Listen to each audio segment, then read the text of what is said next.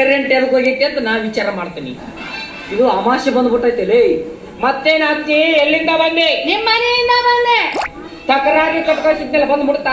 ಎಲ್ಲ ಬಂದ್ ಮುಡ್ತು, ಅಡ್ಗೆ ಮಾಡಿಟ್ಟು ಬೆಂಕಿ ಹಚ್ಚ ಬಂದಿ. ಅಯ್ಯಪ್ಪ, ಸಾವುಕಾರ ಮನೆಗೆ ಬೆಂಕಿ ಹಚ್ಚಿಲ್ಲ. ನಿನ್ಗೆ ಯಾಕೆ ಬಂದೆ ಇಂತ ದುರ್ಬುದ್ಧಿ? ಅನ್ನ ಹಾಕೊಂಡಿ ಅವ್ರ ಮನೆಗೆ ಬೆಂಕಿ ಅವ್ರ ಮನೆ ನಾ ಯಾಕೆ ಬೆಂಕಿ ಹಚ್ಚಲಿ? ಇವತ್ತು ಸಾಕಾರ ಅಭ್ಯಂಗ ಸ್ನಾನ ಮಾಡ್ತೀನಂತಿದ್ರ, ಅದಕ್ಕ ನೀರ್ ಒಳಗೆ ಬೆಂಕಿ ಹಚ್ಚ ಬಂದಿನಿ. ಅವಲ್ಲ ಶೇಷ ಬಂತಲ್ಲ ನಂದು ಸ್ನಾನ ಮಾಡೋದು ಡೆತ್ ಅಲ್ರಿ ಡೇಟ್.